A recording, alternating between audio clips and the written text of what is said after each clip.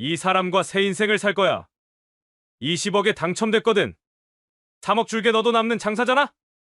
그래, 땡큐지. 그 돈이면 도장 찍어줄게. 그 순간 저는 25년 결혼 생활이 단 한마디로 정리되는 걸 느꼈습니다. 하지만 제가 준비한 마지막 카드가 있다는 걸 그들은 몰랐죠. 사연 시작 전 구독과 좋아요를 눌러주시면 더 반갑게 인사드릴게요. 저는 25년 동안 철물점 유리창 너머로 세상을 바라보며 살았습니다. 25에 시집와서 환갑을 넘긴 지금까지 제 인생은 온통 철과 못, 그리고 기름 냄새로 물들어 있었어요. 아침 6시면 일어나서 가게 문을 열고 밤 9시가 되어서야 셔터를 내렸습니다. 손님이 오면 웃으며 맞이하고 물건을 찾아주고 계산을 해드렸어요. 하지만 남편 철웅 씨는 늘 이렇게 말했습니다. 여자가 무슨 사업을 알겠어. 그냥 계산이나 똑바로 해. 그 말이 처음엔 그저 농담인 줄 알았습니다. 신혼 때는 철웅 씨도 다정했고 함께 가게를 키워나간다는 마음으로 열심히 일했어요. 아이들이 태어나고 키우느라 바쁠 때도 저는 업어서 재우면서까지 장부를 정리했습니다. 그런데 언제부터인가 저는 그저 계산하는 기계 취급을 받기 시작했어요. 정순아, 이 영수증 어디 갔어? 또 엉성하게 정리했나? 아, 진짜. 여자들은 숫자에 약하다니까. 매번 그런 말을 들을 때마다 가슴이 답답했습니다. 하지만 저는 참았어요. 그게 아내의 도리라고 생각했거든요. 아이들 교육비도 벌어야 하고 가정을 지켜야 했으니까요. 그래서 저는 더 꼼꼼하게 일했습니다. 매일 밤 모든 거래 내역을 2번씩 확인하고 따로 노트에 정리해뒀어요. 어떤 업체에서 언제 얼마어치를 가져갔는지, 현금으로 받았는지, 외상인지 모든 걸 빠짐없이 기록했습니다. 철웅 씨는 그런 제 모습을 보며 비웃었어요. 그렇게까지 할 필요 있나? 세무서에서 요구하는 것만 대충 해도 되는데. 하지만 저는 멈추지 않았습니다. 왜냐하면 제가 기록한 장부와 철웅 씨가 세무서에 제출하는 장부가 다르다는 걸 알았거든요. 처음엔 단순한 실수인 줄 알았습니다. 남편이 바빠서 빠뜨린 거라고 생각했어요. 그런데 점점 그 차이가 커졌습니다. 제가 기록한 매출은 한 달에 2천만 원인데 세무신고는 1,200만 원으로 하는 거예요. 여보, 이번 달 매출이 좀 이상한 것 같은데요. 그렇게 조심스럽게 말하면 철웅 씨는 짜증을 냈습니다. 아, 또 시작이야. 내가 뭘 안다고 그래. 세무는 복잡한 거야. 그때마다 저는 입을 다물었어요. 하지만 마음속으로는 계속 의문이 들었습니다. 왜 제가 열심히 벌어온 돈이 장부에서는 줄어들까? 그 차액은 어디로 간 걸까? 그래서 저는 비밀 장부를 만들었습니다. 오래된 공책에 진짜 매출을 모두 적어뒀어요. 언젠가 필요할 것 같다는 예감이 들었거든요. 세월이 흐르면서 철물점은 점점 커졌습니다. 근처에 아파트 단지가 들어서면서 단골 손님들도 많아졌어요. 하루에 100여 명의 손님이 드나들 정도였습니다. 저는 모든 손님의 얼굴과 이름을 기억했고 어떤 물건을 주로 사가는지도 알고 있었어요. 정순이 누나, 우리 가게 없으면 어떻게 살겠어? 단골 손님들이 그렇게 말할 때면 뿌듯했습니다. 제가 이 동네에 꼭 필요한 사람이라는 걸 느꼈거든요. 하지만 집에 돌아가면 철웅 씨는 여전히 저를 무시했어요. 오늘도 손님들이랑 수다나 떨었지? 일 좀 제대로 해. 손님들과 나누는 대화가 얼마나 중요한지 모르는 거였습니다. 그분들이 필요한 물건을 미리 준비해 놓고 더 좋은 제품을 추천해 드리는 것도 모두 그 대화에서 나오는 거예요. 하지만 철웅 씨 눈에는 그저 수다로만 보였나 봅니다. 아이들이 대학에 가고 결혼해서 나간 뒤에도 저는 묵묵히 가게를 지켰습니다. 철웅 씨는 환갑을 넘기면서 이제 좀 쉬고 싶다며 가게 일을 저에게 떠넘기기 시작했어요. 너 혼자서도 충분히 할 수 있잖아.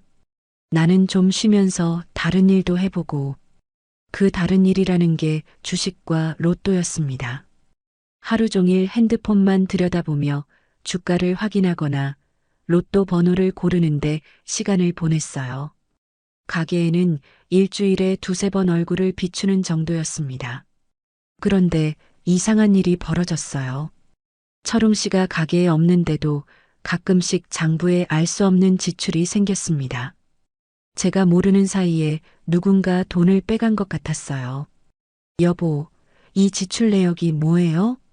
아, 그거 부품 구매비야. 내가 모르는 사이에 주문했거든. 하지만 창고에는 그런 부품이 없었습니다. 저는 의심스러웠지만 또다시 입을 다물었어요. 부부 사이에 의심한다는 걸 들키고 싶지 않았거든요. 그러다가 작년 가을 결정적인 순간이 왔습니다. 철웅 씨가 갑자기 흥분해서 가게로 뛰어왔어요. 정순아, 대박이야. 로또 20억에 당첨됐어. 그날 철웅 씨의 눈빛은 제가 본 적 없을 정도로 반짝였습니다. 35년 결혼 생활에서 저를 바라볼 때는 한 번도 보지 못한 눈빛이었어요. 그 순간 저는 알았습니다. 이제 뭔가 크게 달라질 거라는 걸요. 그날 이후 철웅 씨의 전화가 비밀스러워졌습니다. 누군가와 통화할 때면 다른 방으로 가거나 밖으로 나가버렸어요. 그리고 점점 집에 들어오는 시간이 늦어졌습니다. 저는 혼자 가게를 지키며 불안한 마음이 들었어요. 35년을 함께 살아온 사람인데 왜 이렇게 낯설게 느껴질까요? 혹시 제가 너무 예민한 건 아닐까요? 하지만 제 예감은 틀리지 않았습니다. 며칠 전 철웅 씨가 늦게 들어오는데 향수 냄새가 났거든요. 그것도 제가 모르는 젊은 여자들이 쓸 법한 달콤한 냄새였어요. 그날 밤 저는 오랫동안 잠을 이루지 못했습니다. 창밖으로 보이는 가로등 불빛을 바라보며 생각했어요. 과연 제 인생이 이대로 끝나는 건가? 35년 동안 참고 견뎌온 게 이런 결말을 위해서였나? 아침이 되자 저는 마음을 다잡았습니다. 아직 확실한 건 아니니까요. 혹시 제가 괜한 걱정을 하는 건지도 몰라요. 하지만 오늘 오후 제 앞에 나타난 건 상상도 못한 장면이었습니다. 정순아, 대박이야. 진짜 대박이라고. 철웅 씨가 가게 문을 박차고 들어오던 그날을 잊을 수 없습니다. 손에는 로또 용지를 움켜쥐고 있었고 얼굴은 홍당무처럼 빨갛게 달아올라 있었어요. 20억? 20억에 당첨됐어. 그렇게 소리치며 저를 붙잡고 흔들던 철웅 씨의 손이 아직도 생생합니다. 35년 결혼 생활에서 처음 보는 모습이었어요. 마치 어린아이가 된 것 같았습니다. 저는 잠시 말을 잃었어요. 20억이라는 숫자가 머릿속에서 맴돌았습니다. 우리 철물점에서 그 돈을 벌려면 얼마나 많은 세월이 걸릴까요? 아마 평생을 다 바쳐도 힘들 거예요. 정말이에요? 확실해요? 제가 조심스럽게 묻자 철웅 씨는 핸드폰을 꺼내 보여줬습니다. 로또 홈페이지 화면에는 분명히 당첨 번호가 떠 있었어요. 철웅 씨가 들고 있는 용지의 번호와 일치했습니다. 그 순간 저도 가슴이 뛰었어요. 우리 인생이 완전히 바뀔 수도 있겠다는 생각이 들었거든요. 그동안 고생스럽게 살았는데 이제는 여유롭게 살 수 있을지도 모르겠다고 생각했습니다. 여보, 그럼 이제 가게 정리하고 편하게 살 수 있겠네요. 저는 설렘 반, 걱정 반으로 말했어요. 사실 철물점을 그만둔다는 게 아쉬웠거든요. 35년 동안 제 삶의 전부였는데 갑자기 없어진다는 게 쉽게 받아들여지지 않았습니다. 하지만 철웅 씨의 반응은 의외였어요. 가게는 당분간 그대로 둬. 로또 당첨금 받는 절차가 복잡하다더라고.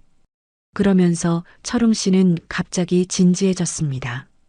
아까까지의 흥분은 어디 가고 뭔가 깊이 생각하는 표정을 짓더라고요. 그리고 이 일은 아직 아무한테도 말하지 마. 알겠지? 왜 비밀로 해야 하는지 이유를 묻고 싶었지만 그럴 만한 이유가 있겠다 싶어서 고개를 끄덕였습니다. 당첨금이 큰 만큼 조심해야 할 일들이 많을 거라고 생각했어요. 그날 이후 철웅 씨의 일상이 완전히 바뀌었습니다. 원래도 가게에 자주 나오지 않았는데 아예 얼굴을 보기 힘들어졌어요. 하루 종일 밖에서 돌아다니다가 밤늦게 들어왔습니다. 어디 다녀오셨어요? 그렇게 물으면 대답이 늘 똑같았어요. 당첨금 받는 절차 알아보느라. 하지만 뭔가 이상했습니다. 절차 알아보는 게 그렇게 오래 걸릴 일인가요? 그것도 매일매일요? 저는 의문이 들었지만 따져 묻지는 않았어요. 그런데 며칠 뒤부터 더 이상한 일들이 벌어지기 시작했습니다. 철웅 씨의 전화 패턴이 완전히 달라진 거예요. 전화가 오면 다른 방으로 가거나 아예 밖으로 나가서 받았습니다. 그것도 목소리를 최대한 낮춰서요. 가끔 웃음소리가 들릴 때도 있었는데 집에서는 한 번도 들어본 적 없는 그런 웃음이었어요. 어느 날 저녁 철웅 씨가 샤워를 하러 들어간 사이에 핸드폰이 울렸습니다. 평소라면 그냥 놔뒀을 텐데 왜 그랬는지 모르겠어요. 화면을 보게 되었습니다.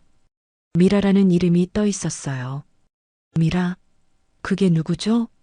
저는 철웅 씨 주변 사람들을 거의 다 알고 있는데 미라라는 사람은 들어본 적이 없었습니다. 그것도 이 시간에 전화를 하다니요?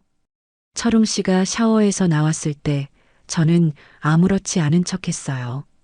하지만 마음속으로는 계속 그 이름이 맴돌았습니다. 미라, 미라, 미라. 그 뒤로 저는 철웅 씨를 유심히 관찰하기 시작했어요. 그리고 점점 더 많은 이상한 점들을 발견했습니다. 첫째, 옷차림이 달라졌어요. 평소에는 편한 운동복 차림이었는데 요즘은 깔끔한 셔츠를 즐겨 입었습니다. 그것도 새로 산 것 같은 옷들이었어요. 둘째, 향수 냄새가 났어요.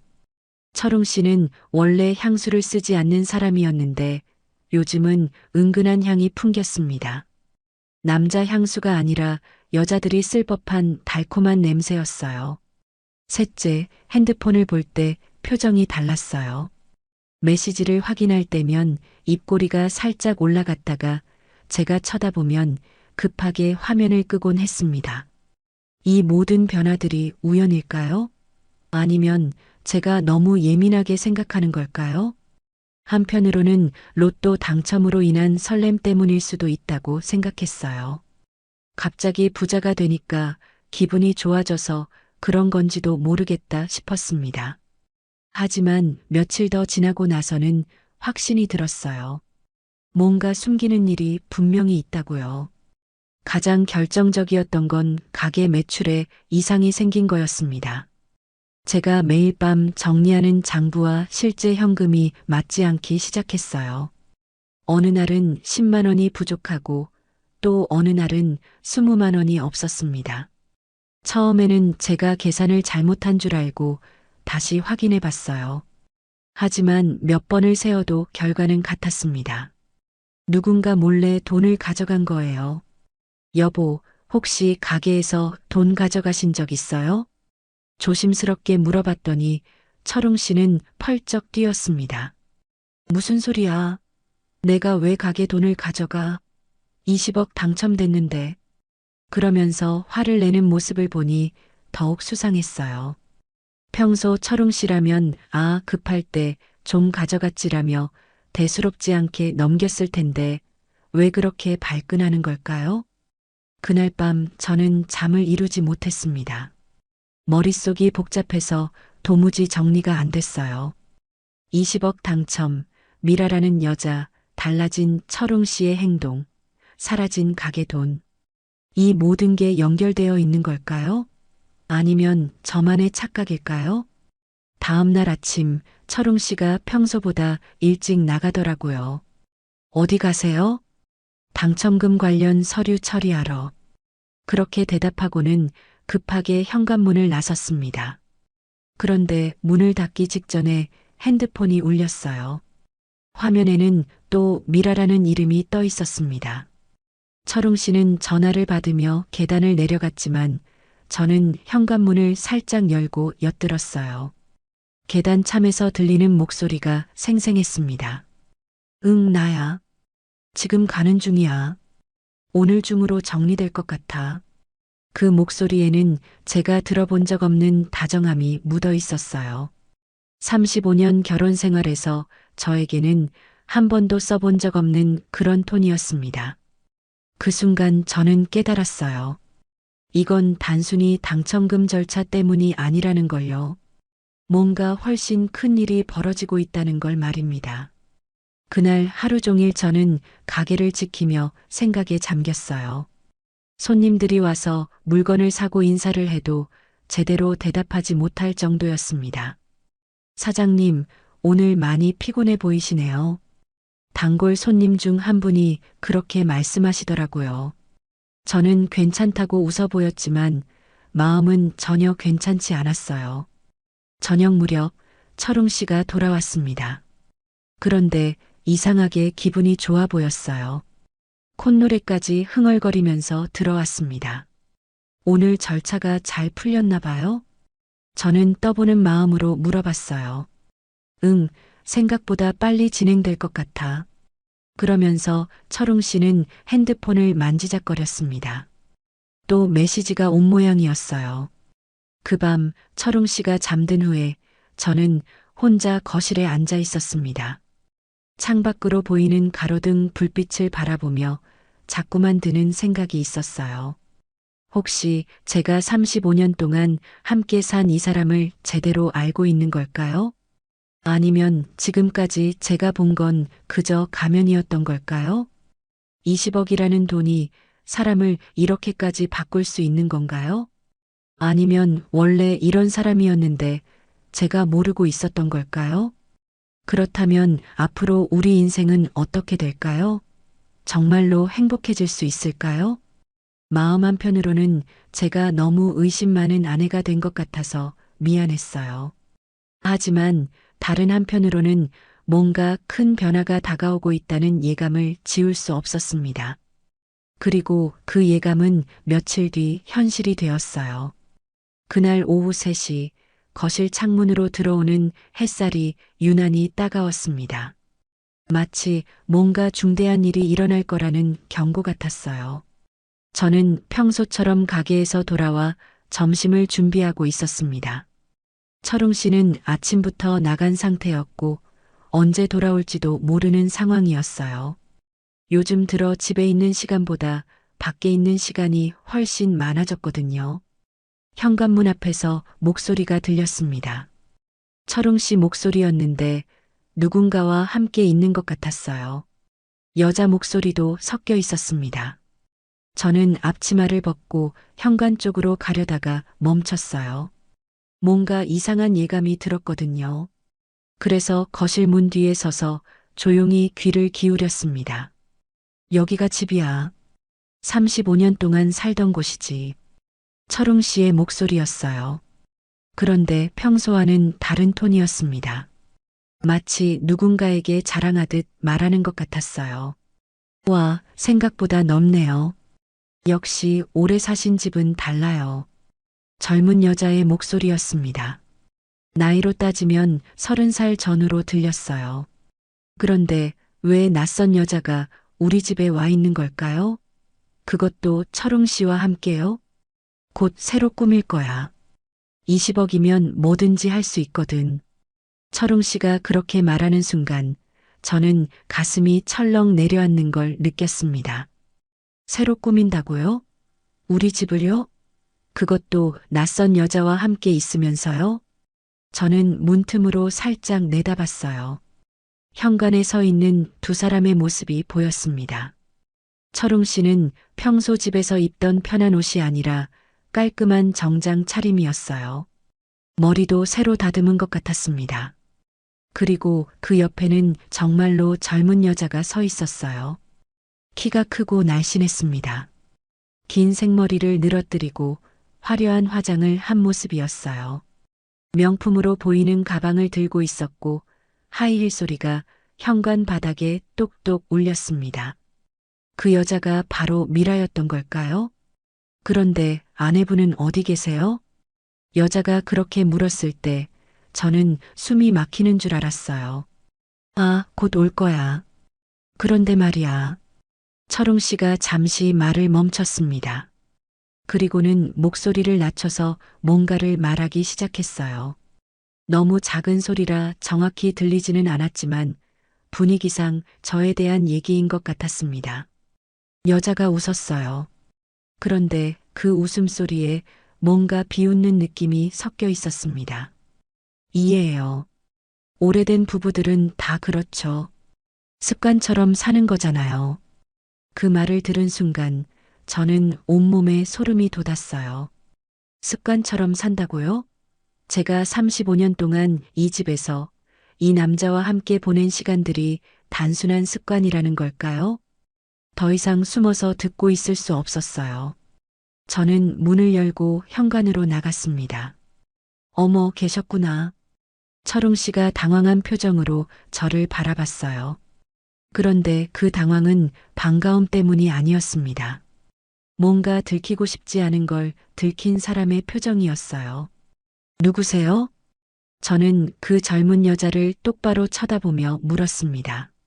목소리가 평소보다 차가워진 걸 느꼈어요. 여자는 저를 위아래로 훑어봤습니다. 마치 물건을 평가하듯 말이에요. 그러고는 철웅 씨를 쳐다보며 미소를 지었어요. 소개 안 하실 거예요? 아, 그래. 정순아, 이 사람은 미라야. 그리고 미라야, 이 사람이 내 아내 정순이고. 철웅 씨의 목소리에는 어색함이 가득했어요. 평생 함께 산 아내를 소개하는 게 이렇게 부담스러울 일인가요? 안녕하세요, 어머니. 미라라는 여자가 저에게 인사를 했어요. 그런데 그 어머니라는 호칭에서 뭔가 이상한 느낌을 받았습니다. 존경하는 마음이 아니라 거리를 두려는 느낌이었어요. 처음 뵙겠습니다. 어떻게 저희 남편을 알게 되셨나요? 저는 최대한 정중하게 물었어요. 하지만 속마음은 전혀 정중하지 않았습니다. 로또 당첨 관련 일로 알게 됐어요. 제가 그쪽 업무를 도와드리고 있거든요. 미라가 그렇게 대답했는데 뭔가 준비된 답변 같았어요. 너무 매끄럽게 나왔거든요. 그럼 들어오세요. 차라도 한 잔 드시고 가셔야죠. 저는 집주인으로서 예의를 지켰어요. 하지만 마음 한편으로는 이 여자가 빨리 나갔으면 좋겠다는 생각이 들었습니다. 거실로 들어와 앉은 미라를 보니 더욱 이상한 점들이 보였어요. 명품 가방뿐만 아니라 시계, 반지, 목걸이까지 모든 게 비싸 보이는 것들이었습니다. 로또 당첨 업무를 도와주는 사람이 이렇게까지 화려할 필요가 있을까요? 어머니, 차는 안 마셔도 돼요. 사실 오늘 중요한 얘기가 있어서 왔거든요. 미라가 그렇게 말하며 철웅 씨를 쳐다봤어요. 철웅 씨는 고개를 끄덕이더니 저를 바라봤습니다. 정순아, 앉아. 뭔가 심각한 대화가 시작될 것 같은 분위기였어요. 저는 소파에 앉으면서 긴장했습니다. 뭔 얘기인데요? 사실은 말이야. 철웅 씨가 말을 시작하려다가 다시 멈췄어요. 그리고 미라를 쳐다봤습니다. 마치 용기를 얻으려는 것 같았어요. 미라가 철웅 씨의 손을 잡았어요. 제 앞에서, 제가 보는 앞에서 말입니다. 그 순간 저는 모든 걸 이해했어요. 지난 몇 주 동안의 모든 변화들, 비밀스러운 전화들, 달라진 행동들이 한순간에 설명됐습니다. 이 사람과 새 인생을 살 거야. 철웅 씨의 입에서 나온 말이었어요. 하지만 제 귀에는 마치 다른 사람의 목소리처럼 들렸습니다. 20억에 당첨됐거든. 이제 새로운 삶을 시작하려고 해. 저는 아무 말도 할 수 없었어요.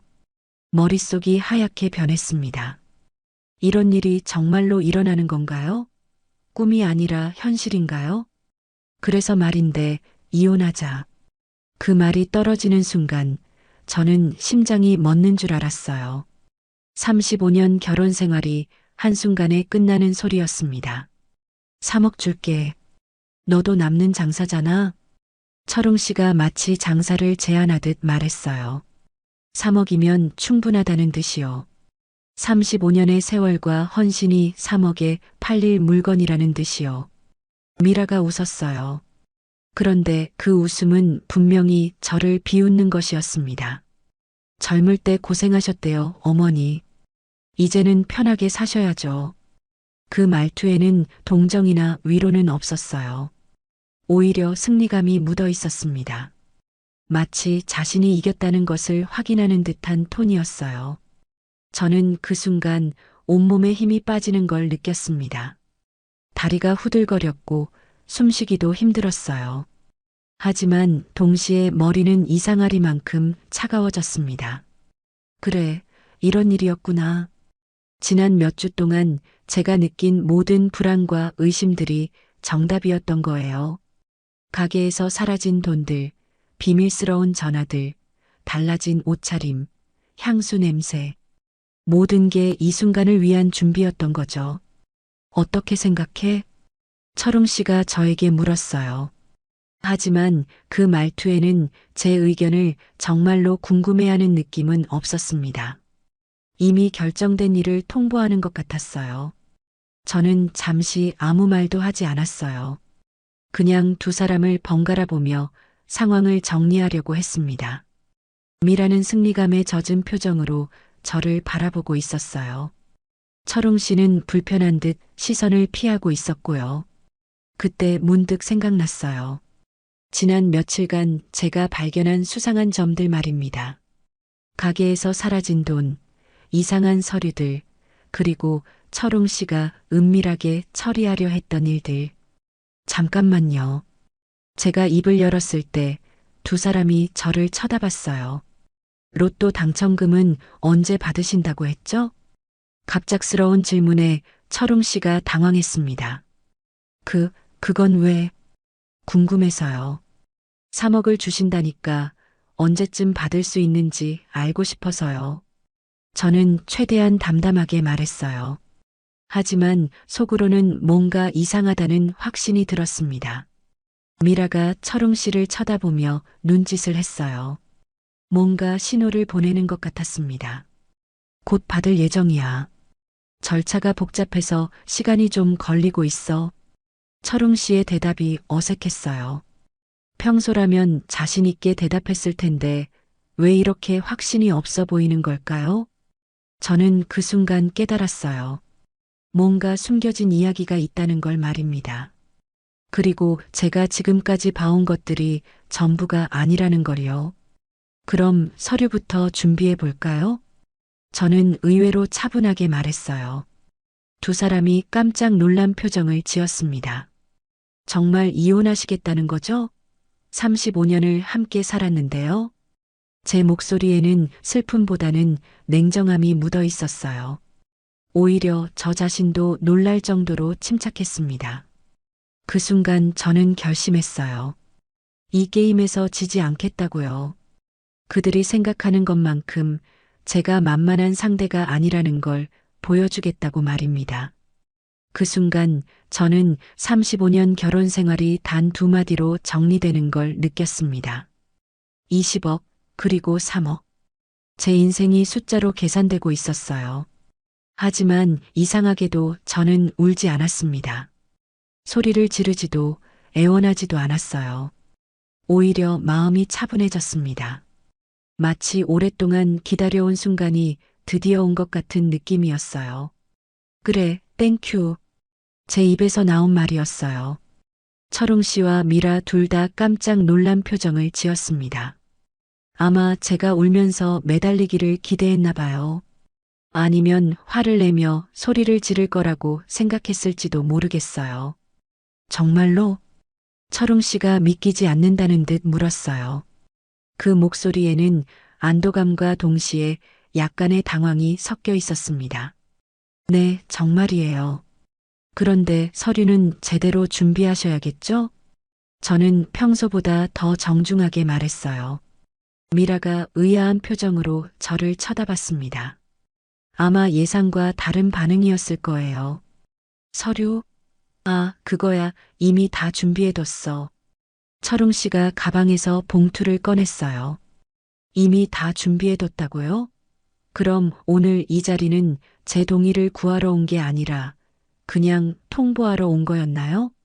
저는 봉투를 받아들고 안에 든 서류들을 하나씩 꺼내봤어요. 이혼 합의서, 재산 분할 협의서, 그리고 몇 가지 다른 서류들이 있었습니다. 천천히 읽어보세요. 급할 거 없어요. 제가 그렇게 말하니까 철웅 씨가 조급해했어요. 뭘 그렇게 자세히 봐? 간단한 거야.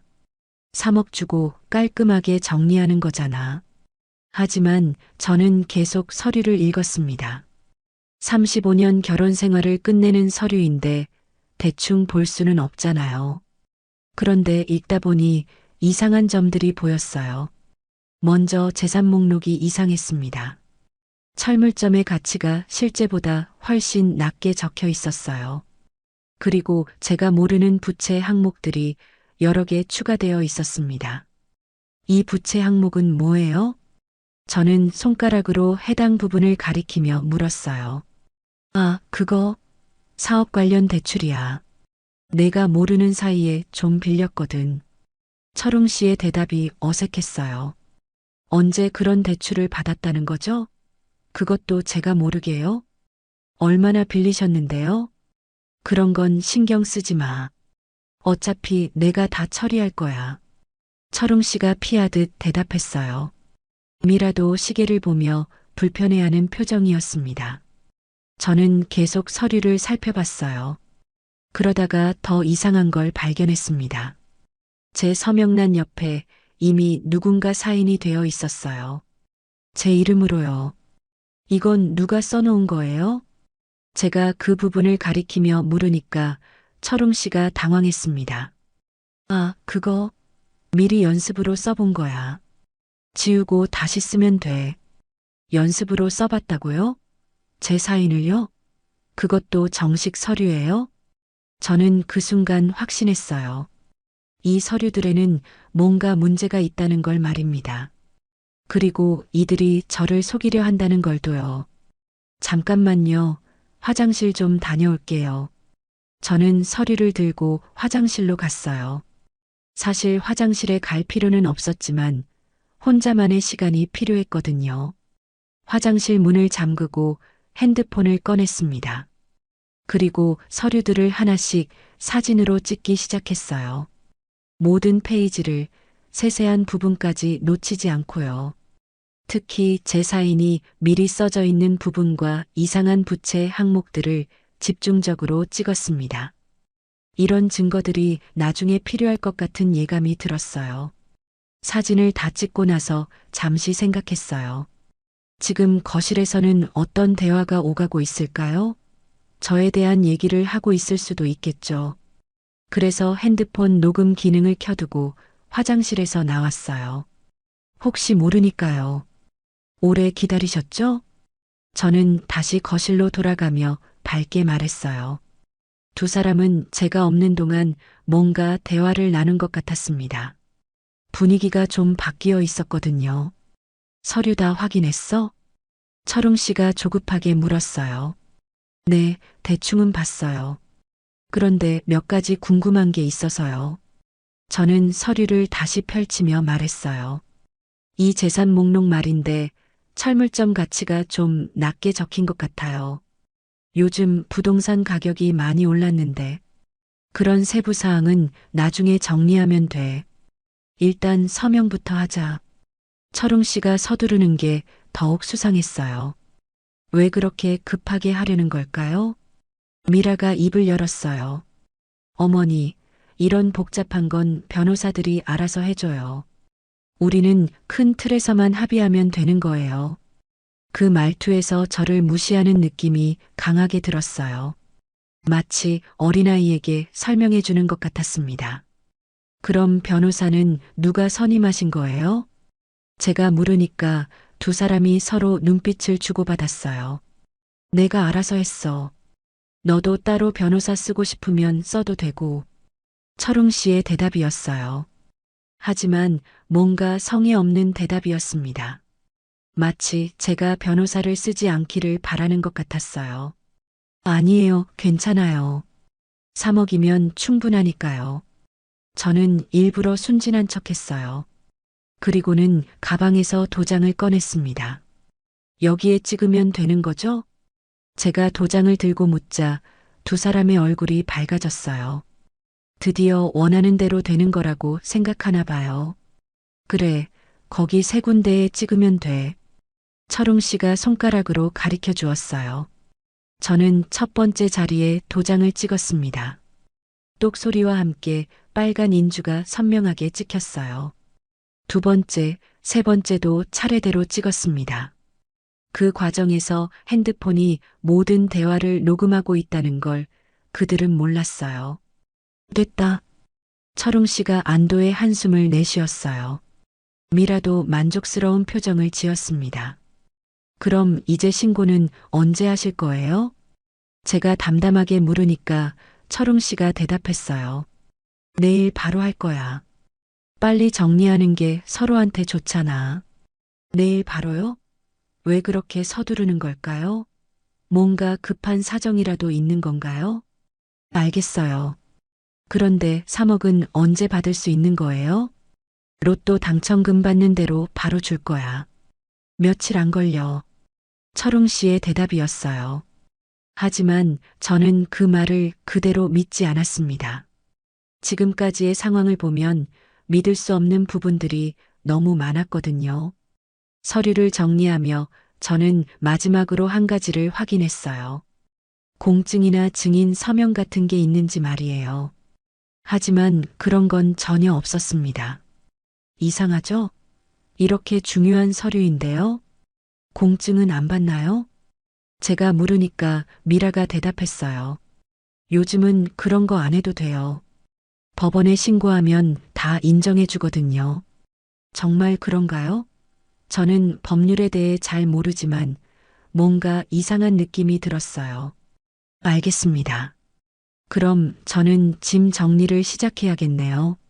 제가 그렇게 말하니까 두 사람이 놀란 표정을 지었어요. 벌써? 급하게 안 나가도 돼.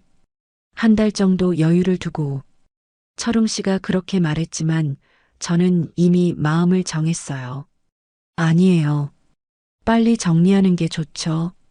서로한테요. 제가 철웅 씨가 했던 말을 그대로 따라하니까 두 사람이 어색한 표정을 지었어요. 미라가 일어서면서 말했어요. 그럼 저희는 이만 가볼게요. 어머니, 새로운 인생 행복하게 사세요. 그 말에는 진심이 전혀 들어있지 않았어요. 그냥 형식적인 인사일 뿐이었습니다. 두 사람이 나간 후 저는 혼자 거실에 앉아 있었어요. 방금 전까지의 상황이 현실인지 꿈인지 확실하지 않았습니다. 하지만 테이블 위에 놓인 서류들이 모든 걸 증명해주고 있었어요. 제 도장이 찍힌 이혼 합의서가 거기 있었습니다. 저는 핸드폰을 들고 녹음된 파일을 확인했어요. 처음부터 끝까지 모든 대화가 선명하게 녹음되어 있었습니다. 특히 미라가 저를 어머니라고 부르며 무시하던 부분, 철웅 씨가 성급하게 서명을 재촉하던 부분이 생생했어요. 그 다음 저는 아까 찍어둔 서류 사진들을 다시 봤습니다. 이상한 부채 항목들, 낮게 책정된 재산 가치, 그리고 미리 써져 있던 제 사인까지 모든 걸 종합해보니 확실해졌어요. 이 서류들에는 분명히 문제가 있다는 걸 말입니다.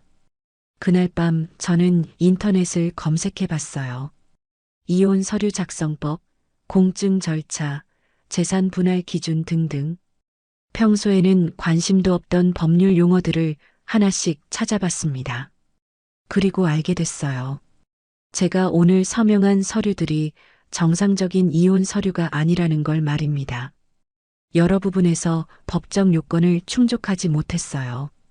다음 날 아침 저는 일찍 일어나 준비를 했습니다. 해야 할 일이 있었거든요. 먼저 가까운 법무법인에 전화를 걸었어요. 혹시 이혼 서류 관련 상담 받을 수 있나요? 긴급한 사안이에요. 상담 약속을 잡고 저는 어제 찍어둔 사진들과 녹음 파일을 정리했습니다. 점심시간에 철웅 씨에게서 전화가 왔어요. 정순아, 구청에 가서 신고하고 왔어. 이제 다 정리됐다. 그 목소리에는 안도감이 가득했어요. 드디어 골칫거리를 처리했다는 듯한 톤이었습니다. 알겠어요. 수고하셨어요. 저는 담담하게 대답했어요. 하지만 속으로는 다른 생각을 하고 있었습니다. 오후에 변호사를 만났어요. 제가 가져간 자료들을 본 변호사는 심각한 표정을 지었습니다. 이 서류들 정상적인 이혼 합의서가 아닙니다. 여러 부분에서 위법 요소가 있어요. 역시 제 예감이 맞았어요. 그럼 어떻게 하면 되나요? 일단 법원에 이해 신청을 하셔야 합니다. 이 녹음 파일과 사진들이 중요한 증거가 될 거예요. 변호사는 즉시 필요한 서류를 준비해 줬어요. 그리고 그날 오후 법원에 위조 이혼 서류에 의한 부당한 신고라는 제목으로 이해 신청서가 접수됐습니다. 집에 돌아온 저는 평소처럼 저녁을 준비했어요. 하지만 마음은 전혀 평소 같지 않았습니다. 오늘 하루 동안 제가 한 일들을 생각해 보니 스스로도 놀라웠어요. 35년 동안 순종적이던 아내가 이런 일을 할 수 있다는 게 신기했습니다. 하지만 저는 더 이상 예전의 정순이가 아니었어요. 어제 그 거실에서 그들이 저를 우습게 여기는 순간 뭔가 바뀌었습니다. 이제 진짜 게임이 시작될 거예요. 법원에 이의 신청을 한 지 이틀째 되던 날, 저는 이상한 전화를 받았어요. 혹시 철웅 씨 아내분이세요? 하나은행 VIP 담당 김대리입니다. 은행에서 전화가 왔다는 게 의외였어요. 우리가 그 은행과 특별한 거래를 한 적은 없었거든요. 네, 맞는데요. 무슨 일이세요? 사실 남편분께서 로또 당첨금 수령 관련해서 상담을 받으러 오셨는데 약간 문제가 있어서요. 가능하시면 함께 오시는 게 어떨까 싶어서요. 무슨 문제일까요? 로또 당첨금 받는 게 그렇게 복잡한 일인가요? 어떤 문제인지 알 수 있을까요? 전화로는 설명이 어렵고요. 직접 오시면 자세히 말씀드리겠습니다. 은행 직원의 목소리에서 뭔가 난처한 느낌이 들었어요. 분명히 간단하지 않은 문제인 것 같았습니다. 지금 남편이 거기 있나요? 네, 계십니다. 그런데 혼자서는 처리하기 어려운 상황이라서요. 저는 잠시 망설였어요. 이혼 서류에 도장을 찍긴 했지만 아직 법적으로 완전히 처리된 건 아니었거든요. 게다가 제가 이의 신청을 한 상황이라 더욱 복잡했습니다. 하지만 호기심이 더 컸어요. 도대체 무슨 일이 벌어지고 있는 건지 직접 확인해 보고 싶었습니다. 알겠습니다.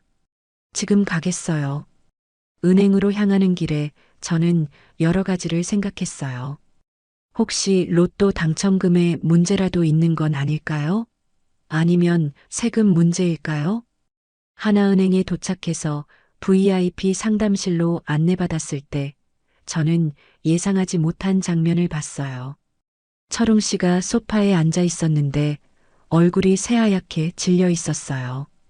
그리고 그 옆에는 미라가 있었습니다. 둘 다 몹시 당황한 표정이었어요. 정순아. 왜 왔어? 철웅 씨가 저를 보고 깜짝 놀라며 물었어요. 그 목소리에는 당황과 함께 뭔가 들키고 싶지 않은 게 있다는 느낌이 들었습니다. 은행에서 연락이 와서요. 무슨 문제라도 있나요? 제가 물으니까 김대리라고 소개한 은행 직원이 난처한 표정을 지었어요. 앉으시죠. 설명을 드릴게요. 저는 철웅 씨 맞은편 의자에 앉았어요. 미라는 제가 오자 더욱 불편해하는 것 같았습니다. 사실은 이 로또 당첨건에 문제가 있습니다.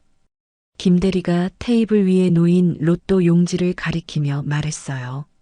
어떤 문제요? 저는 궁금해서 물었어요. 복권위원회 등록번호가 없어요. 정상적인 로또 용지라면 반드시 있어야 하는 고유번호가 빠져 있습니다. 그 말을 듣는 순간 저는 가슴이 철렁 내려앉는 걸 느꼈어요. 등록번호가 없다고요? 그럼 이게 가짜라는 뜻인가요? 제가 다시 물으니까 김 대리가 고개를 끄덕였어요. 네, 위조된 로또 용지로 보입니다. 실제로는 당첨되지 않은 거죠. 그 순간 철웅 씨가 벌떡 일어났어요. 그럴 리가 없어. 미라야, 이게 뭔 소리야? 분명히 당첨됐다고 했잖아. 철웅 씨가 미라를 향해 소리를 질렀어요. 하지만 미라의 반응이 이상했습니다. 당황하긴 했지만 뭔가 예상하고 있었던 것 같은 표정이었어요. 저도 잘 모르겠어요. 분명히 당첨 사이트에서 확인했는데 미라가 더듬거리며 말했어요. 하지만 그 목소리에는 확신이 없었습니다. 김 대리가 컴퓨터 화면을 돌려서 보여줬어요. 복권위원회 공식 사이트에서 확인한 결과입니다. 이 번호 조합은 당첨 내역에 없어요. 화면에는 분명히 해당 번호는 당첨되지 않았습니다라고 나와 있었어요. 철웅 씨가 주저앉았어요. 마치 모든 힘이 빠진 것 같았습니다. 그럼 20억은 어떻게 되는 거야? 내가 확인했는데 분명히 당첨됐다고. 어디서 확인하셨나요? 김 대리가 물었어요. 미라가 보여준 사이트에서. 철웅 씨가 미라를 쳐다보며 말했는데 미라는 시선을 피하고 있었어요. 저는 그 순간 모든 걸 이해했어요. 미라가 가짜 사이트를 만들어서 철웅 씨를 속인 거였습니다. 미라 씨, 혹시 당첨 확인을 어떤 사이트에서 하셨나요? 제가 조심스럽게 물었어요. 미라가 당황하며 대답했어요. 그냥 인터넷에서 검색해서 나온 사이트요. 정확한 주소를 기억하세요? 제가 다시 묻자 미라는 더욱 당황했어요. 잘 기억이 안 나요. 그때 급해서 대충. 그 말을 듣고 있던 김 대리가 고개를 흔들었어요. 복권위원회 공식 사이트는 하나뿐입니다. 다른 사이트에서는 정확한 당첨 확인이 불가능해요. 철웅 씨가 미라를 바라보는 눈빛이 달라졌어요.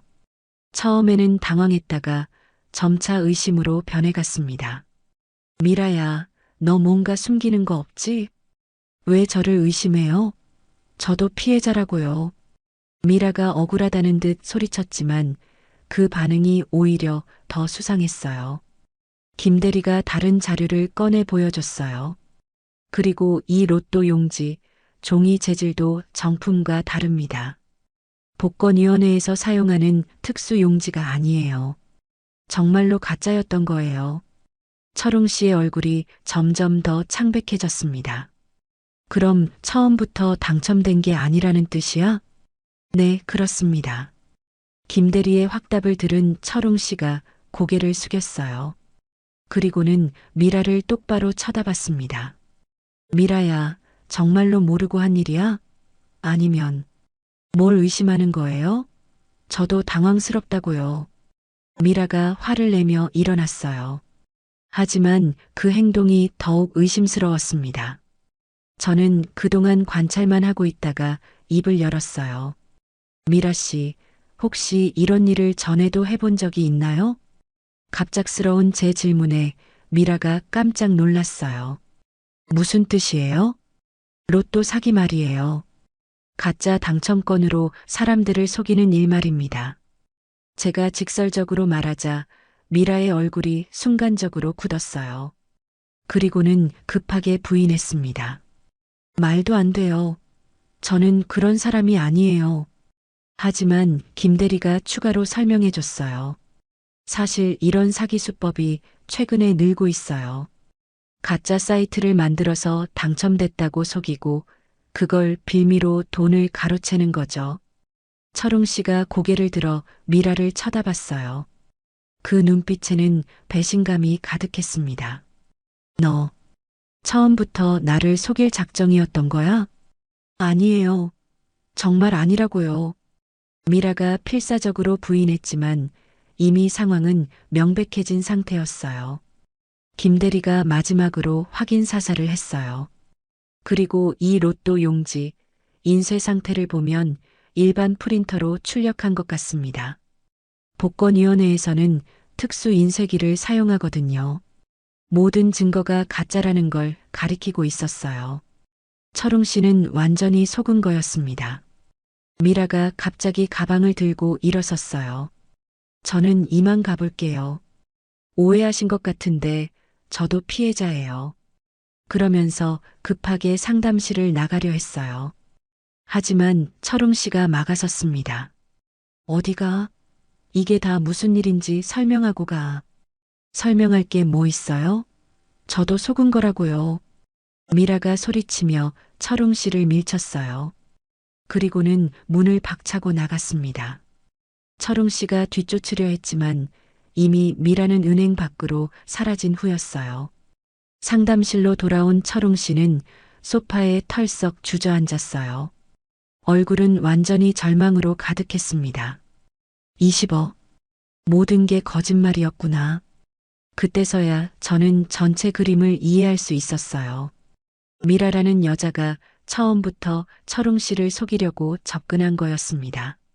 가짜 로또 당첨을 미끼로 삼아서요. 김대리가 조심스럽게 말했어요. 이런 경우 경찰에 신고하시는 게 좋겠습니다. 명백한 사기 행위니까요. 하지만 철웅 씨는 대답하지 않았어요. 그냥 멍하니 앉아 있을 뿐이었습니다. 저는 그런 철웅 씨를 바라보며 복잡한 감정이 들었어요. 한편으로는 속 시원했고 다른 한편으로는 안타까웠습니다. 여보, 제가 조용히 불렀어요. 미라가 당신한테서 가져간 게 있나요? 돈이나 다른 거요. 철웅 씨가 고개를 들었어요. 그리고는 창피한 듯 고백했습니다. 가게에서 몇 번 돈을 가져다 줬어. 미라가 당첨금 받기 전까지 필요하다고 해서. 역시 제가 의심했던 대로였어요. 가게에서 사라진 돈들이 미라에게 간 거였습니다. 얼마나? 한 1,000만 원 정도. 1,000만 원이요? 생각보다 큰 돈이었어요. 김대리가 안타까운 표정으로 말했어요. 빨리 신고하셔야 해요. 시간이 지나면 찾기 어려워집니다. 하지만 철웅 씨는 여전히 멍한 상태였어요. 아마 상황을 받아들이기 어려운 모양이었습니다. 저는 김대리에게 물었어요. 이런 사기 자주 있는 일인가요? 요즘 늘고 있어요. 특히 중년 남성들을 노리는 경우가 많습니다. 젊은 여성이 접근해서 가짜 로또나 투자 기회라며 속이는 거죠. 그렇군요. 철웅 씨도 그런 표적 중 하나였던 거예요. 은행을 나오는 길에 철웅 씨는 한마디도 하지 않았어요. 저도 딱히 할 말이 없었습니다. 집에 도착해서야 철웅 씨가 입을 열었어요. 정순아, 미안해. 정말 오랜만에 들어보는 사과였어요. 뭐가요? 이혼 얘기. 그리고 모든 거. 철웅 씨의 목소리에는 후회가 가득했어요. 로또에 당첨됐다고 생각하니까 갑자기 새로운 인생을 살고 싶어졌어. 그래서 미라 같은 젊은 여자가 좋아 보였고, 저는 묵묵히 들었어요. 바보 같았지. 나이 들어서 뭘 안다고. 철웅 씨가 한숨을 내쉬며 말했어요. 저는 그제야 깨달았어요. 철웅 씨도 결국 피해자였다는 걸 말입니다. 물론 저에게 상처를 준 건 사실이지만 그 자신도 완전히 속은 거였어요. 하지만 저는 아직 모든 걸 용서할 수는 없었어요. 상처받은 마음이 그렇게 쉽게 회복되지는 않았거든요. 그래도 이미 이혼 서류에 도장을 찍었잖아요. 제가 담담하게 말하니까 철웅 씨가 깜짝 놀랐어요. 그건 무효로 할 수 있지 않을까? 글쎄요. 한 번 찍은 도장인데. 저는 일부러 냉정하게 말했어요. 철웅 씨가 얼마나 깊이 반성하는지 보고 싶었거든요. 그날 밤 저는 혼자 생각에 잠겼어요. 미라라는 여자의 정체가 드러났고 로또 당첨도 가짜였다는 걸 알았습니다. 하지만 이게 끝이 아니라는 직감이 들었어요. 제가 준비해둔 것들이 이제 진짜로 필요한 때가 올 것 같았습니다. 때로는 인생에서 가장 큰 반전이 가장 조용한 순간에 찾아온다고 했습니다. 저에게 그 순간이 바로 지금이었어요. 은행에서 돌아온 후 철웅 씨는 며칠 동안 거의 말을 하지 않았어요. 소파에 앉아서 멍하니 천장만 바라보거나 가끔씩 한숨만 내쉬었습니다. 20억이라는 꿈이 산산조각 나면서 그동안 가지고 있던 모든 계획들도 함께 무너진 모양이었어요. 저는 그런 철웅 씨를 지켜보며 묘한 감정을 느꼈습니다. 며칠 전까지만 해도 저를 무시하고 젊은 여자와 새로운 인생을 살겠다며 당당하게 굴던 그 사람이 이제는 완전히 초라해 보였어요. 정순아. 사흘째 되던 날 저녁 철웅 씨가 조심스럽게 저를 불렀어요. 뭐요? 이혼 얘기. 다시 생각해 볼 수 없을까? 철웅 씨의 목소리에는 애원하는 기색이 묻어 있었어요. 며칠 전 당당하게 이혼을 요구하던 그 모습과는 정반대였습니다. 왜요? 새로운 인생을 살고 싶다고 하시지 않았나요? 저는 담담하게 대답했어요. 철웅 씨가 어떤 반응을 보일지 궁금했거든요. 그건 내가 잘못 생각한 거야. 미라한테 속아서. 철웅 씨가 변명을 늘어놓기 시작했어요. 하지만 저는 그 변명들을 그대로 받아들일 수 없었습니다. 미라에게 속았다고 해서 저에게 한 상처들이 지워지는 건 아니었거든요. 미라 씨 때문에 그런 마음이 생긴 거예요? 아니면 원래부터 그런 생각을 하고 계셨던 거예요? 제 질문에 철웅 씨가 말문이 막혔어요. 대답하기 어려운 질문이었을 거예요. 사실 미라는 계기였을 뿐, 그런 마음은 이미 오래전부터 있었을 테니까요. 정순아, 제발. 철웅 씨가 고개를 숙이며 말했어요. 35년 결혼 생활에서 그렇게 고개를 숙이는 모습을 본 적이 없었습니다. 저는 그 순간 결심했어요. 이제 진실을 말할 때가 됐다고 말입니다. 잠깐만 기다려봐요. 저는 안방으로 들어가 오래된 서랍을 열었어요. 그 안에는 제가 10년 넘게 숨겨둔 것들이 있었습니다. 첫 번째로 꺼낸 건 낡은 통장이었어요. 표지가 해져서 은행 이름도 잘 보이지 않을 정도였습니다. 하지만 그 안에 적힌 숫자는 선명했어요. 두 번째로 꺼낸 건 두꺼운 서류 뭉치였어요. 법무법인 봉투에 들어있던 서류들이었습니다. 세 번째로 꺼낸 건 또 다른 통장이었어요. 이건 비교적 새 것이었지만 역시 철웅 씨가 본 적 없는 것이었습니다. 이 모든 것들을 들고 거실로 나왔을 때 철웅 씨가 궁금한 표정으로 저를 쳐다봤어요. 그게 뭐야? 당신이 모르는 제 이야기예요. 저는 소파에 앉아서 첫 번째 통장을 테이블 위에 놓았어요. 이게 뭔지 알아요? 철웅 씨가 통장을 들여다봤어요. 그러다가 잔액란의 숫자를 보고 깜짝 놀랐습니다. 이게 32억이야? 맞아요. 제가 15년 동안 모은 돈이에요. 철웅 씨의 입이 떡 벌어졌어요. 아마 믿기지 않았을 거예요. 어떻게, 언제, 당신이 제가 여자가 무슨 사업을 아느냐고 말할 때부터요. 저는 차근차근 설명하기 시작했어요. 처음에는 정말 화가 났어요. 제가 매일 밤 정리하는 장부를, 제가 외우고 있는 모든 단골 손님들을, 제가 파악하고 있는 시장 상황을 전부 무시하시니까요. 철웅 씨가 아무 말 없이 듣고 있었어요. 그래서 결심했어요. 언젠가 제가 얼마나 유능한 사람인지 보여드리겠다고요. 저는 두 번째 서류를 꺼냈어요. 이건 뭔지 아세요? 철웅 씨가 서류를 들여다봤는데 한자와 법률 용어가 가득해서 이해하기 어려워 보였어요. 법인 설립 관련 서류예요. 정확히는 정순철물 유통 주식회사 설립 서류죠. 철웅 씨의 눈이 더욱 커졌어요. 정순철물 유통? 그게 뭐야? 당신이 무시하던 그 철물점을 제가 10년 전에 제 명의로 법인 전환시켰어요. 저는 설명을 계속했어요. 당신이 로또와 주식에만 신경 쓰는 동안 저는 철물점을 확장시켰어요. 인근 3개 지역에 지점을 냈고 온라인 쇼핑몰도 만들었죠. 철웅 씨가 멍한 표정으로 저를 쳐다봤어요. 그게 언제? 당신이 퇴직하신 후에요. 가게에 나오지 않으셔서 제 마음대로 할 수 있었거든요. 저는 3번째 통장을 테이블 위에 올려놨어요. 이건 법인 통장이에요. 잔액을 확인해 보세요. 철웅 씨가 떨리는 손으로 통장을 펼쳤어요.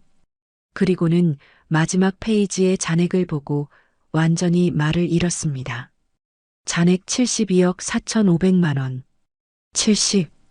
72억? 철웅 씨가 겨우 그 말을 내뱉었어요. 목소리가 떨리고 있었습니다. 네, 72억이에요. 법인 자산까지 포함하면 100억 정도 될 거예요. 저는 담담하게 말했어요. 하지만 속으로는 가슴이 뛰고 있었습니다. 10년 동안 숨겨온 비밀을 드디어 털어놓는 순간이었거든요. 어떻게 이런 일이? 철웅 씨가 중얼거렸어요. 처음에는 정말 작은 것부터 시작했어요. 단골 손님들께 배달 서비스를 해드리기 시작했죠. 그분들이 무거운 걸 들고 가시는 게 안쓰러워서요. 저는 그동안의 과정을 회상하며 말했어요. 그런데 반응이 너무 좋았어요. 입소문이 나면서 주문이 계속 늘었죠. 그래서 트럭을 한 대 샀어요. 당신 몰래요. 철웅 씨가 계속 멍한 표정으로 듣고 있었어요. 배달 서비스를 하다 보니까 다른 지역 손님들도 생겼어요. 그래서 그쪽에도 작은 창고를 하나 빌렸고요. 그게 첫 번째 지점이 됐죠. 저는 법인 서류를 넘기며 설명했어요. 온라인 쇼핑몰은 우리 큰애가 도와줬어요. 컴퓨터를 잘하니까요. 처음에는 장난삼아 시작했는데 생각보다 주문이 많이 들어왔어요. 철웅 씨가 드디어 입을 열었어요. 그럼 내가 모르는 사이에 너는 내 사업을 키워왔어요. 당신이 저를 무시하는 동안요. 제 목소리에는 조금의 원망이 묻어 있었어요. 왜 말하지 않았어? 말해서 뭐해요? 어차피 여자가 무슨 사업을 아느냐고 하실 텐데요. 철웅 씨가 할 말을 잃었어요. 그리고 사실 재미있었어요. 당신 몰래 혼자서 큰일을 해내는 게요. 저는 첫 번째 통장을 다시 가리켰어요. 이 32억은 제가 개인적으로 모은 돈이에요. 법인 이익 중에서 제 몫으로 받은 거죠. 그럼 미라가 그 20억이 철웅 씨가 기가 막혔다는 듯 말했어요. 가짜였죠. 애초에 20억쯤은 제게 있어서는 그리 큰 돈이 아니었어요. 저는 담담하게 말했어요. 당신이 그날 3억 줄게. 너도 남는 장사자라고 하셨을 때 정말 웃음이 나왔어요. 제가 하루에 버는 돈이 그것보다 많거든요. 철웅 씨가 고개를 푹 숙였어요. 그런데 왜 이혼 서류에 도장을 찍었어요? 철웅 씨가 고개를 들며 물었어요. 궁금했어요. 당신이 얼마나 준비 없이 덤볐는지요. 그리고 미라라는 여자의 정체도요. 저는 핸드폰을 꺼내 보여줬어요. 그날 모든 대화를 녹음해뒀어요. 그리고 서류도 사진으로 찍어뒀고요. 위조된 서류라는 걸 확인하고 싶었거든요. 철웅 씨가 깜짝 놀랐어요. 그럼 처음부터 다 알고 있었다는 거야? 어느 정도는요. 적어도 뭔가 수상하다는 건 알고 있었어요. 저는 법원에 제출한 서류 사본도 보여줬어요. 이미 법원에 이의 신청도 했어요. 위조 서류에 의한 부당한 이혼 신고라고요. 철웅 씨가 완전히 기가 막혀 했어요. 정순아, 저는 당신이 생각하는 그런 사람이 아니었어요. 제가 단호하게 말했어요. 35년 동안 당신 뒤에서 조용히 있었다고 해서 아무것도 못하는 사람은 아니었거든요. 철웅 씨가 무릎을 꿇었어요. 정말로 바닥에 무릎을 대고 절을 하는 모습이었습니다. 정순아, 미안해. 정말 미안해. 그 모습을 보니까 마음 한편이 아팠어요. 35년을 함께 산 사람이니까요. 하지만 쉽게 용서할 수는 없었습니다. 일어나세요. 무릎 꿇는다고 해결될 일이 아니에요. 그럼 어떻게 하면 돼? 뭘 해야 용서받을 수 있어? 철웅 씨가 애원하는 목소리로 물었어요. 용서는 글쎄요. 시간이 필요할 것 같아요. 저는 솔직하게 말했어요. 지금은 너무 상처가 커서요. 당신이 저에게 한 말들, 미라 앞에서 저를 무시하던 모습들이 쉽게 지워지지 않아요. 철웅 씨가 고개를 숙였어요. 하지만 한 가지는 확실해요. 뭐야?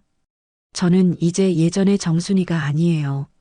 제가 당당하게 말했어요. 35년 동안 당신 그늘에 숨어 살던 그 정순이는 이제 없어요. 앞으로는 제 이름으로, 제 힘으로 살아갈 거예요.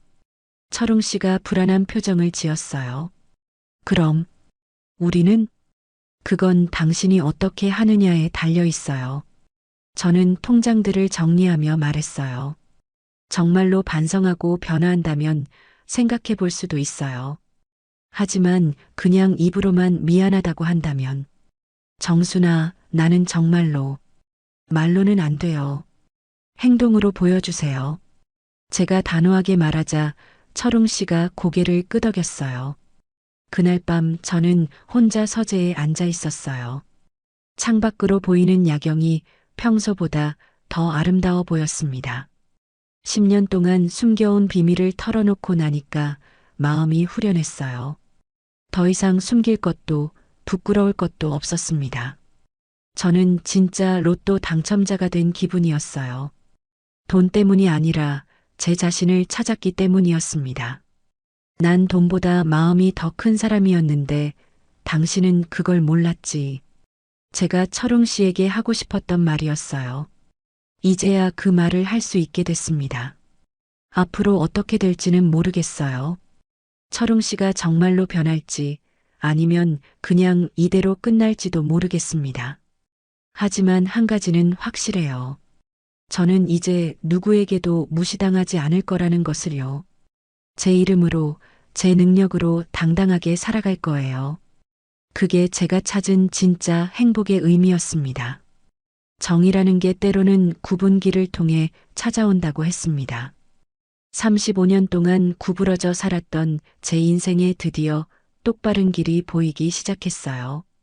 제가 철웅 씨에게 모든 진실을 말한 지 일주일이 지났을 때 예상치 못한 일이 벌어졌습니다. 법무법인에서 연락이 왔어요. 정수님, 상대방 측에서 재산분할 청구 소송을 제기했습니다.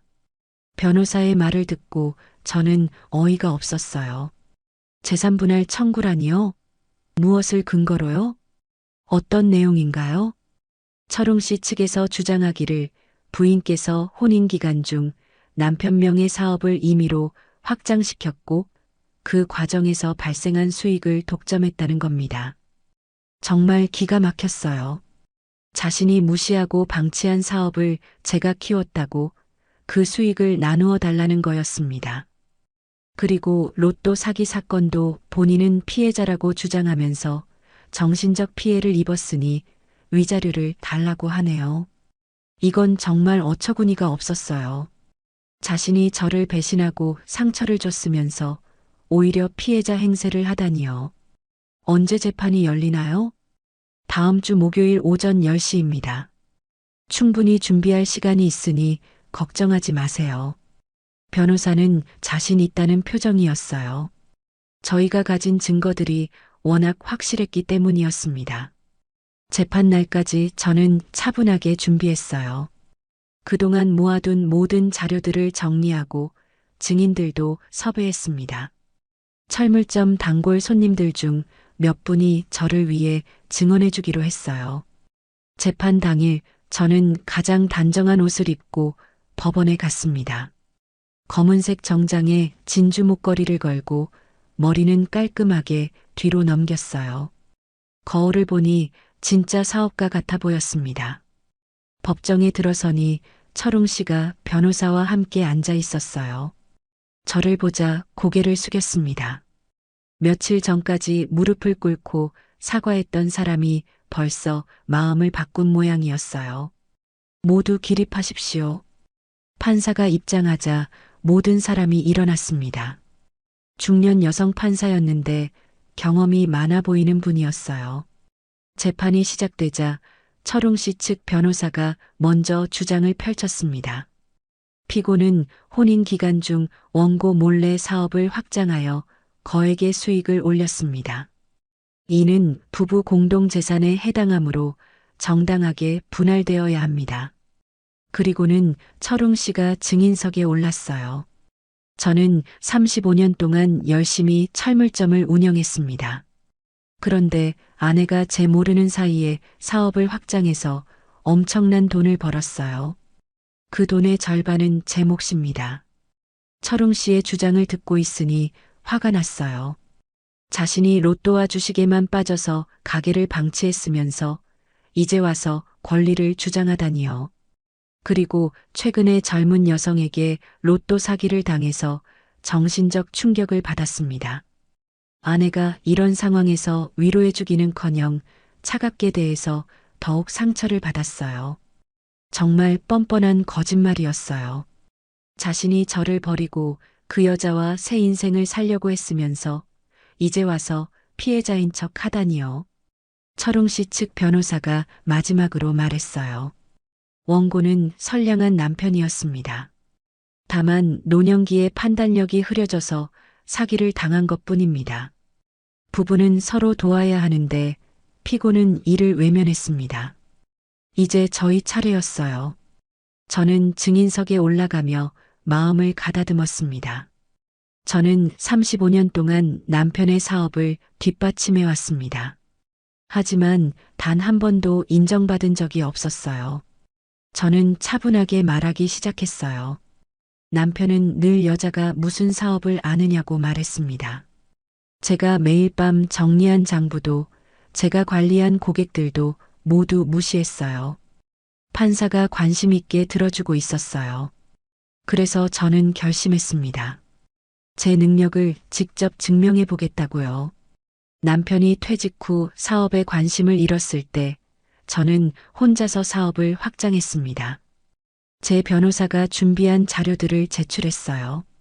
법인 설립 서류, 사업 확장 과정, 그리고 모든 투자 기록들이었습니다. 이 모든 과정에서 원고는 단 한 번도 참여하지 않았습니다. 오히려 방해만 했어요. 제가 번 돈을 함부로 가져가기도 했고요. 그 다음 저는 가장 중요한 증거를 제출했어요. 그리고 최근에 원고는 저에게 이혼을 요구했습니다. 젊은 여성과 새로운 인생을 살고 싶다면서요. 녹음 파일이 법정에서 재생되기 시작했어요. 철웅 씨와 미라의 목소리가 선명하게 들렸습니다. 이 사람과 새 인생을 살 거야. 20억에 당첨됐거든. 3억 줄게. 너도 남는 장사잖아. 젊을 때 고생하셨대요, 어머니. 법정이 조용해졌어요. 철웅 씨의 얼굴이 창백해졌습니다. 녹음이 계속 재생됐어요. 철웅 씨가 서둘러서 서명을 재촉하는 부분, 미라가 저를 무시하는 부분이 생생하게 들렸습니다. 원고는 저를 모욕하고 버렸습니다. 35년의 결혼 생활을 3억에 정리하려고 했어요. 저는 목소리를 높이지 않고 담담하게 말했어요. 하지만 그 담담함 속에 얼마나 큰 상처가 있었는지 판사도 느꼈을 거예요. 다음으로 위조 서류 사진들이 제출됐어요. 그리고 원고가 가져온 이혼 서류에는 여러 문제가 있었습니다. 제 사인이 미리 써져 있었고 재산 목록도 조작되어 있었어요. 철웅 씨 측 변호사가 반박했어요. 그건 단순한 실수였습니다. 악의가 있었던 건 아니에요. 하지만 증거는 명확했어요. 미리 써진 사인, 조작된 재산 목록, 가짜 부채 항목들까지 모든 게 계획적이었습니다. 이제 증인들이 나올 차례였어요. 철물점 단골 손님인 김영희 할머니가 첫 번째 증인이었습니다. 정순이가 얼마나 열심히 일하는지 우리 동네 사람들은 다 알아요. 철웅이는 몇 년 전부터 가게에도 잘 안 나왔거든요. 두 번째 증인인 이웃상인 박 사장님도 증언했어요. 정순이 사장님이 배달 사업 시작하면서 우리 동네가 많이 좋아졌어요. 혼자서 트럭 운전까지 배워가며 열심히 했거든요. 세 번째 증인은 저희 법인 고객사 담당자였어요.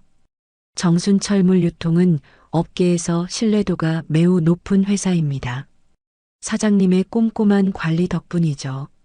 남편분은 회사 업무에 전혀 관여하지 않았습니다. 모든 증언이 끝나자 판사가 잠시 휴정을 선언했어요. 30분 후에 판결을 내리겠다고 했습니다. 휴정 시간 동안 저는 복도에서 기다렸어요. 철웅 씨가 다가와서 말을 걸었습니다. 정순아, 우리가 꼭 이렇게까지 해야 하나? 당신이 먼저 시작한 일이에요. 저는 차갑게 대답했어요. 소송 취하하면 안 될까? 집에 가서 다시 얘기해보자. 이미 늦었어요. 어차피 진실은 밝혀져야 했으니까요. 철웅 씨가 한숨을 내쉬었어요. 이제 와서 후회해도 소용없었습니다. 재개된 법정에서 판사가 판결을 내렸어요. 원고의 재산분할 청구를 기각합니다. 철웅 씨가 깜짝 놀랐어요. 피고가 사업을 확장한 것은 원고의 방치와 무관심 때문이었습니다. 오히려 원고의 방해에도 불구하고 피고가 혼자 힘으로 이룬 성과입니다. 판사의 목소리가 법정에 울렸어요. 그리고 녹음 자료를 통해 확인한 바 원고는 피고를 모독하고 이혼을 강요했습니다. 이는 명백한 정신적 피해 행위입니다. 이번에는 철웅 씨가 완전히 창백해졌어요. 따라서 원고의 모든 청구를 기각하며 오히려 피고에게 정신적 피해에 대한 위자료 5천만 원을 지급하라고 판결합니다. 법정이 조용해졌어요. 저는 꿈을 꾸는 것 같았습니다. 그리고 위조된 이혼 서류에 대해서는 별도의 형사 고발을 검토하시기 바랍니다. 판사의 마지막 말을 듣고 저는 비로소 모든 게 끝났다는 걸 깨달았어요. 법정을 나오는 길에 변호사가 축하한다고 했어요. 완벽한 승리였습니다. 상대방이 항소할 수도 있지만 증거가 워낙 명확해서 결과는 같을 거예요. 저는 고개를 끄덕였어요. 하지만 기뻐하기보다는 허탈한 감정이 더 컸습니다. 35년 결혼 생활이 이런 식으로 끝나다니요. 법정에서 승리했지만 뭔가 씁쓸한 마음이 들었어요. 집으로 돌아가는 길에 저는 생각했어요. 이제 정말로 새로운 시작을 해야겠다고 말입니다. 더 이상 누구에게 무시당하거나 얕보이지 않을 거예요. 제 능력으로, 제 이름으로 당당하게 살아갈 거예요. 그날 밤 저는 판결문을 다시 읽어봤어요. 원고의 청구를 기각한다는 문장이 선명했습니다. 35년 동안 참았던 분함이 드디어 풀렸어요. 법이 제 편에 서주었고 정의가 승리했습니다. 하지만 무엇보다 중요한 건 제가 스스로를 증명했다는 거였어요. 더 이상 철웅 씨의 그늘이 아닌 정순이라는 당당한 개인으로 서게 된 거죠. 봄바람이 창문 사이로 스며들어 새하얀 커튼을 살랑거리게 했습니다. 햇살은 따뜻했고 공기는 새로운 시작을 품고 있었어요. 80평 규모의 이 사무실이 제게는 그 어떤 궁전보다 소중했습니다. 법정에서 승리한 지 6개월이 지났어요. 그 사이 제 인생은 완전히 달라졌습니다. 가장 큰 변화는 제가 더 이상 남의 그늘에 숨지 않는다는 거였어요. 정순 여성자립창업센터라는 간판이 문 앞에 걸려 있었습니다. 제 이름이 들어간 첫 번째 간판이었어요. 50년을 살면서 처음으로 제 이름으로 무언가를 시작한 거였습니다.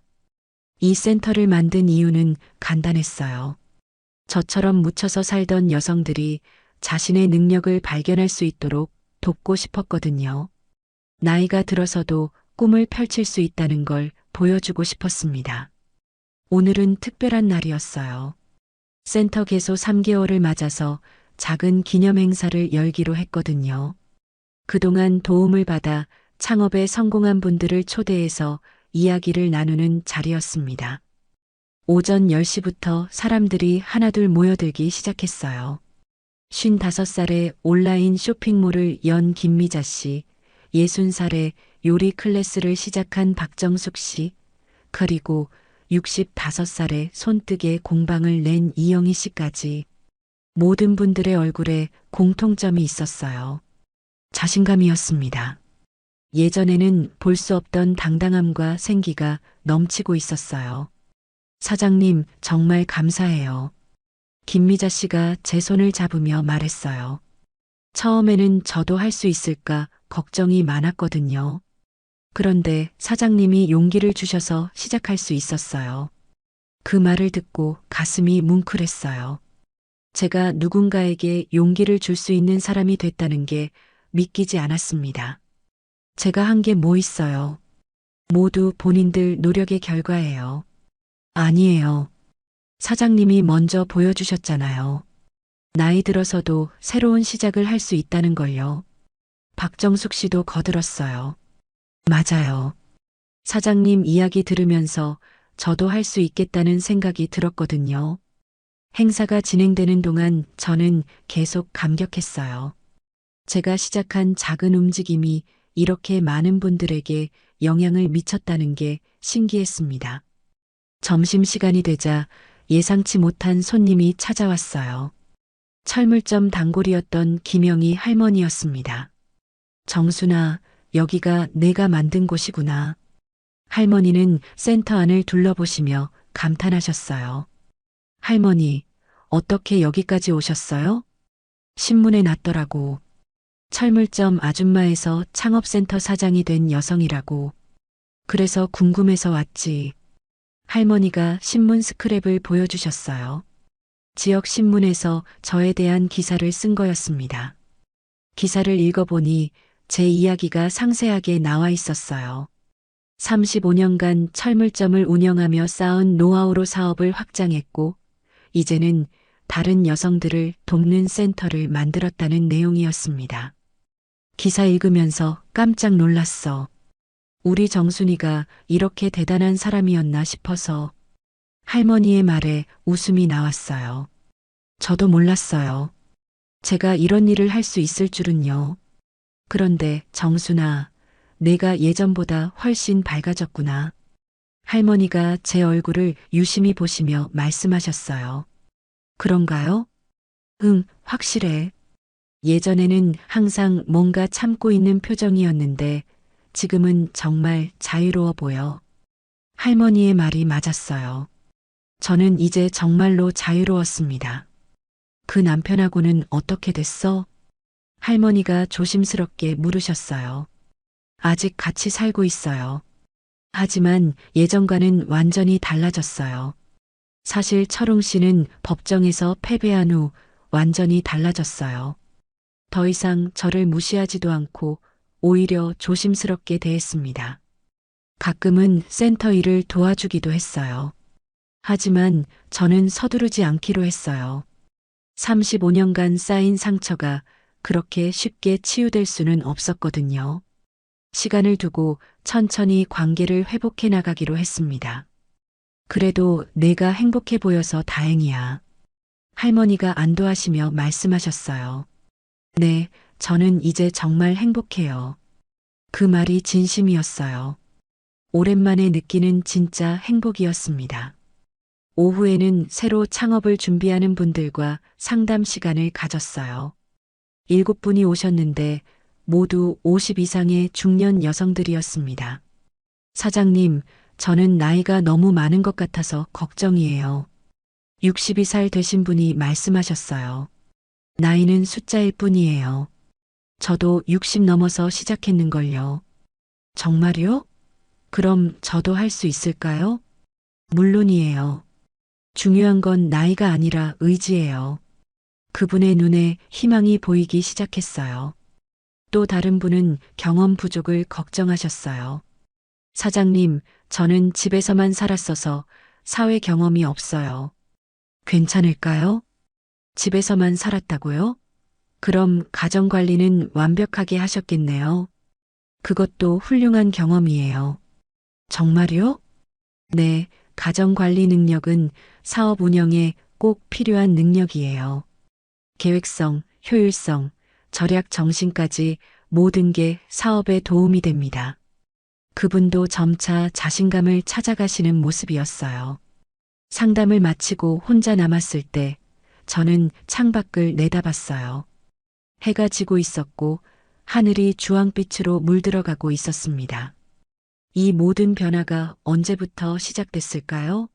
철웅 씨가 미라와 함께 나타나서 이혼을 요구했던 그날부터였을까요? 아니면 그보다 훨씬 전 제가 처음으로 왜 나는 이렇게 살고 있을까? 라고 자문했던 순간부터였을까요? 그때 문득 깨달았어요.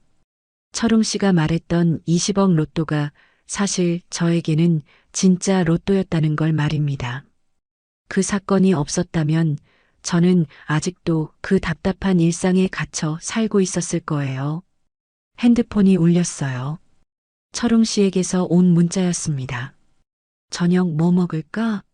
내가 해놓을게. 예전 같으면 제가 다 준비해야 했을 텐데 이제는 철웅 씨가 먼저 챙겨주었어요. 정말 많이 달라진 거죠. 고마워요. 1시간 후에 들어갈게요. 답장을 보내고 나서 다시 창밖을 봤어요. 이제 완전히 어둑해졌고 가로등이 하나둘 켜지고 있었습니다. 문득 지난 6개월을 돌아보니 꿈만 같았어요. 철물점에서 혼자 장부를 정리하던 그 시절이 마치 다른 사람의 이야기 같았습니다. 이제 저는 매일 아침 일어나면 기대가 됐어요. 오늘은 또 어떤 분을 만날까, 어떤 새로운 이야기를 들을까 하는 설렘이 있었습니다. 그리고 무엇보다 제가 누군가에게 도움이 될 수 있다는 게 가장 큰 기쁨이었어요. 예전에는 누군가의 도움만 받고 살았는데 이제는 제가 누군가를 도울 수 있게 된 거였습니다. 센터 문을 잠그고 나오면서 간판을 다시 한번 봤어요. 정순 여성자립창업센터. 제 이름이 들어간 그 간판이 여전히 신기했습니다. 집으로 가는 길에 생각했어요. 만약 그때 철웅 씨가 이혼을 요구하지 않았다면 어떻게 됐을까요? 저는 아직도 그 작은 세계에 갇혀서 불만을 품고 살고 있었을까요? 어쩌면 그 모든 일이 제게는 축복이었을지도 모르겠어요. 고통스러웠지만 그 덕분에 제 안에 숨어 있던 진짜 모습을 발견할 수 있었거든요. 집에 도착하니 정말로 철웅 씨가 저녁을 준비해 놓고 있었어요. 김치찌개 냄새가 고소하게 풍겼습니다. 고생했어. 어서 앉아. 철웅 씨가 저를 반겨주었어요. 예전과는 완전히 다른 모습이었습니다. 오늘 센터에 기자가 또 왔다던데? 네, 방송 출연 제의도 받았어요. 정말? 우리 정순이가 유명해지네. 철웅 씨가 자랑스럽다는 듯 말했어요. 예전에는 제가 뭘 해도 무시했던 사람이 이제는 오히려 뿌듯해하고 있었습니다. 그런데 고마워요. 제가 갑자기 말하니까 철웅 씨가 놀랐어요. 뭐가? 그때 미라 씨와 함께 나타나서 이혼하자고 한 일 말이에요. 철웅 씨가 당황했어요. 그건 내가 잘못한 거야. 미안해. 아니에요. 고마워요. 그 일이 없었다면 저는 아직도 작은 세상에 갇혀 있었을 거예요. 철웅 씨가 이해하지 못하는 표정이었어요. 그때 그 20억 로또요? 사실 그게 제게는 진짜 로또였어요. 무슨 뜻이야? 덕분에 제 진짜 로또가 뭔지 알았거든요. 돈이 아니라 제 안에 숨어 있던 가능성이었어요. 철웅 씨가 고개를 끄덕였어요. 35년 동안 갇혀있던 제 마음을 찾은 거였어요. 그게 진짜 당첨이었죠. 그날 밤 저는 오랜만에 깊은 잠에 빠졌어요. 꿈속에서 저는 넓은 들판을 달리고 있었습니다. 어디로 가는지도 모르면서 그냥 달리는 게 즐거워서 계속 뛰었어요. 그 꿈에서 깨어났을 때 창밖에는 아침 햇살이 가득했어요. 새로운 하루가 시작되고 있었습니다. 오늘도 센터에 가서 새로운 분들을 만날 거예요. 어떤 이야기들이 기다리고 있을까요? 저는 웃음을 지으며 일어났어요. 예전에는 상상도 못했던 행복한 웃음이었습니다. 그때 문득 생각했어요. 진짜 행복이라는 게 이런 걸까요? 누군가를 도와줄 수 있고 매일매일 새로운 희망을 만들어갈 수 있는 이런 삶이요? 창밖 햇살처럼 밝은 미래가 저를 기다리고 있었어요. 그리고 그 미래는 이제 완전히 제 것이었습니다.